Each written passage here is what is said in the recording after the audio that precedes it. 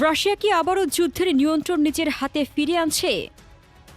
মাত্র ২৪ ঘণ্টার ব্যবধানে একের পর এক বিস্ফোরণ, শত শত ড্রোনের সংঘর্ষ, বিমান ঘাঁটিতে হামলা, গুরুত্বপূর্ণ দুটি বসতি দখল এবং ইউক্রেনের আকাশ প্রতিরক্ষার উপর ভয়াবহ চাপ। মস্কোর সর্বশেষ সামরিক প্রতিবেদনে উঠে এসেছে এমনই এক চিত্র যা ইঙ্গিত দিচ্ছে যুদ্ধ হয়তো নতুন মোড়ে প্রবেশ করছে। জাপোরিজিয়ায় আগুনে পুড়ছে জ্বালানি স্থাপনা, আকাশে ধ্বংস হয়েছে ইউক্রেনের মিগ-29 যুদ্ধ বিমান বলে দাবি করা হয়েছে। আর স্থলযুদ্ধে রুশ আক্রমণকারী ইউনিটগুলো ধাপে ধাপে এগিয়ে যাচ্ছে ইউক্রেনের গুরুত্বপূর্ণ প্রতিরক্ষা বলয়ের দিকে। তাহলে কি রাশিয়া এখন শুধু প্রতিরক্ষা নয়, পূর্ণমাত্রার কৌশলগত অগ্রযাত্রার পরিকল্পনা বাস্তবায়ন করছে? আজকের ভিডিওতে আমরা বিশ্লেষণ করব রাশিয়ার সর্বশেষ সামরিক অভিযান, ড্রোন যুদ্ধের নতুন ধাপ এবং ইউক্রেনের উপর বাড়তে থাকা বহুমাত্রিক সামরিক চাপের পুরো চিত্র।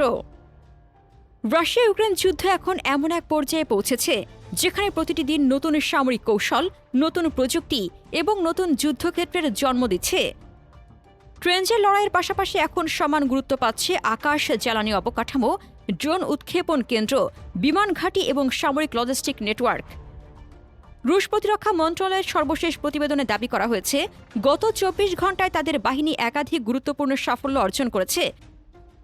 বিশেষ করে দনিপ্রো পেট্রোভক্স অঞ্চলের পিসাত্তনসি এবং জাপোরিজিয়া অঞ্চলের নোভোসেলোভকা দখলের দাবি যুদ্ধের মানচিত্রে নতুন আলোচনার জন্ম দিয়েছে। রুশ বাহিনীর দাবি অনুযায়ী ভস্তক গ্রুপের ৩৬তম পৃথক মোটরাইজড রাইফেল ব্রিগেড ইউক্রেনীয় বাহিনীর বহিস্তর প্রতিরক্ষা ভেঙে পিসাত্তনসি দখল করেছে। তাদের ভাষ্য অনুযায়ী এই সাফল্য শুধু একটি বসতি দখলের মধ্যে সীমাবদ্ধ নয়, বরং এমন একটি কৌশলগত অবস্থান তৈরি করেছে যেখান থেকে পোট্রোভস্কের দিকে আরও বড় আকারের অভিযান পরিচালনার সুযোগ সৃষ্টি হতে পারে। পোট্রোভস্কে দীর্ঘদিন ধরে ইউক্রেনীয় বাহিনীর অন্যতম গুরুত্বপূর্ণ পরিবহন ও রসদ সরবরাহ কেন্দ্র হিসেবে বিবেচিত। ফলে এই দিক দিয়ে রুশ অগ্রগতি অব্যাহত থাকলে পূর্বাঞ্চলের সামগ্রিক প্রতিরক্ষা ব্যবস্থার উপর চাপ আরও বাড়তে পারে। একই সময়ে ৩৮তম guards motorised rifle brigade Zaporizhzhia অঞ্চলে নোভোসেলোভকা দখলের দাবিও করেছে। রুশ সামরিক বিশ্লেষকদের মতে এই অবস্থান থেকে ওরেখোভকো দক্ষিণ ফ্রন্টে ইউক্রেনীয় বাহিনীর অন্যতম শক্তিশালী প্রতিরক্ষা বলয়। যদি রুশ বাহিনী এই অক্ষ ধরে অগ্রসর হতে পারে, তাহলে দক্ষিণাঞ্চলের প্রতিরক্ষা কাঠামো নতুন চ্যালেঞ্জের মুখে পড়তে পারে। তবে এই অভিযানের সবচেয়ে আলোচিত অংশ ছিল আকাশপথের সমন্বিত হামলা। রাশিয়ার দাবি অনুযায়ী গেরান-2 এবং গেরান-4 সিকার ড্রোন ব্যবহার করে জাপোরিজিয়া অঞ্চলে এসপি ইউকোইল তেল উৎপাদন ব্যবস্থাপনায় বড় ধরনের হামলা চালানো হয়েছে, যার ফলে সেখানে ব্যাপক অগ্নিকাণ্ডের সৃষ্টি হয়। একই সঙ্গে একটি বিমান ঘাঁটিতে হামলা চালিয়ে ইউক্রেনীয় বিমান বাহিনীর দুটি মিগ-29 যুদ্ধবিমান ধ্বংস করার দাবিও করা হয়েছে। এছাড়া গেরান ড্রোনের মাধ্যমে ইউক্রেনের স্পেশাল অপারেশনস সেন্টার সাউথের প্রশিক্ষণ কেন্দ্রেও হামলার কথা জানানো হয়েছে। যদি এই দাবিগুলো সঠিক হয়ে থাকে, তাহলে তা ইউক্রেনের বিমান পরিচালনা, বিশেষ অভিযান এবং সামরিক প্রস্তুতির উপর সরাসরি প্রভাব ফেলতে পারে। স্থলযুদ্ধেও রুশ বাহিনী একাধিক অগ্রগতির দাবি করেছে। ক্রসনি লিমান ফ্রন্টে ৫টি শক্তিশালী প্রতিরক্ষা ঘাঁটি এবং ৫৯টি ভবনের নিয়ন্ত্রণ নেওয়ার কথা বলা হয়েছে। শহরভিত্তিক যুদ্ধে প্রতিটি ভবন, প্রতিটি ট্রেঞ্চ এবং প্রতিটি প্রতিরক্ষা অবস্থান কৌশলগতভাবে গুরুত্বপূর্ণ।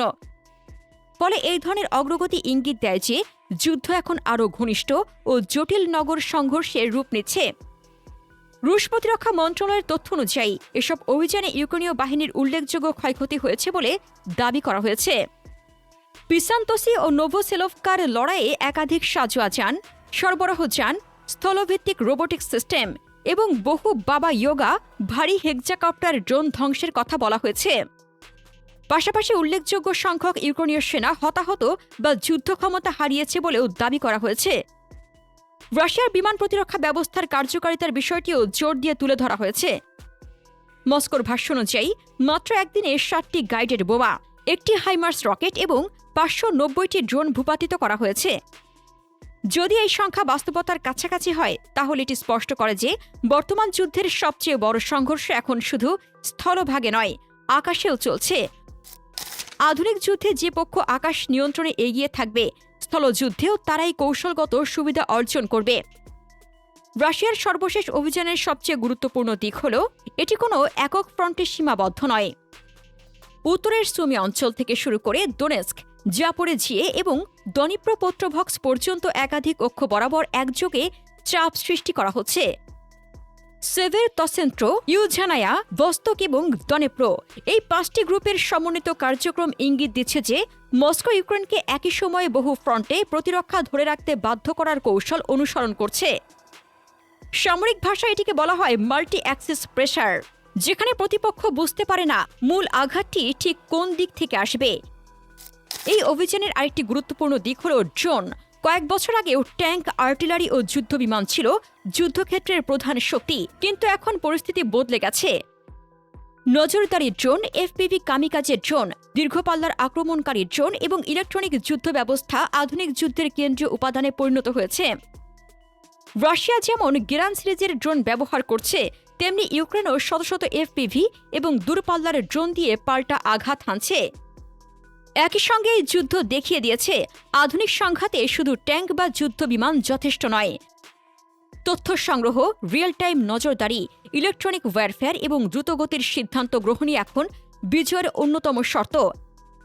যে পক্ষ দ্রুত শত্রুর অবস্থান শনাক্ত করতে পারবে এবং নির্ভুলভাবে আঘাত হানতে পারবে, সে পক্ষই কৌশলগত সুবিধা অর্জন করবে।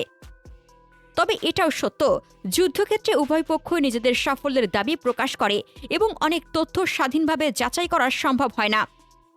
ফলে বাস্তব পরিস্থিতি অনেক সময় সরকারি বিবৃতির তুলনায় ভিন্ন হতে পারে। কিন্তু একটি বিষয় স্পষ্ট, যুদ্ধ এখন ক্রমশ প্রযুক্তি নির্ভর হয়ে উঠছে এবং প্রতিটি নতুন দিক, নতুন কৌশল, নতুন অস্ত্র ও নতুন বাস্তবতার জন্ম দিচ্ছে। রাশিয়ার প্রতিরক্ষা মন্ত্রণালয়ের দাবি অনুযায়ী গেরান 2 এবং গেরান 4 সিকার ড্রোন ব্যবহার করে ইউক্রেনের নিকোলায়েভ অঞ্চলের প্রিবুগোস্কোয়ে এলাকায় অবস্থিত ইউক্রেনীয় স্পেশাল অপারেশন সেন্টার সাউথ এর প্রশিক্ষণ শিবিরে উচ্চ নির্ভুলতার সমন্বিত হামলা চালানো হয়েছে। রুশ সূত্রের ভাষ্য অনুযায়ী এই অভিযানে ইউক্রেনীয় সেনাদের সমাবেশ স্থল, বিশেষ অভিযানে ব্যবহৃত ফ্রেমযুক্ত নৌকা ও চালকবিহীন নৌযান সংরক্ষণের গুদামকে লক্ষ্যবস্তু করা হয়। মস্কোর দাবি, ধারাবাহিক নির্ভুল আঘাতে এসব সামরিক অবকাঠামোর উল্লেখযোগ্য ক্ষতি হয়েছে, যা দক্ষিণাঞ্চলে ইউক্রেনের বিশেষ অভিযান পরিচালনার সক্ষমতার উপর প্রভাব ফেলতে পারে। সব মিলিয়ে সাম্প্রতিক ঘটনাগুলো ইঙ্গিত করছে যে রাশিয়া একই সঙ্গে স্থল, আকাশ এবং ড্রোন যুদ্ধের সমন্বিত কৌশল ব্যবহার করে যুদ্ধক্ষেত্রে চাপ বাড়ানোর চেষ্টা করছে।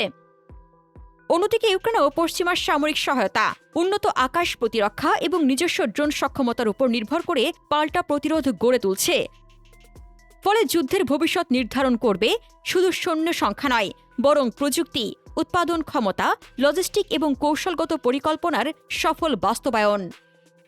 প্রিয় দর্শক, রাশিয়ার এই সমন্বিত স্থল, আকাশ ও ড্রোন ভিত্তিক অভিযান কি ভবিষ্যতে আরও বড় কৌশলগত অগ্রগতির পথ খুলে দিতে পারবে, নাকি ইউক্রেন নতুন প্রতিরক্ষা কৌশল ও পশ্চিমা সহায়তার মাধ্যমে আবারও এই অগ্রযাত্রার গতি থামিয়ে দেবে?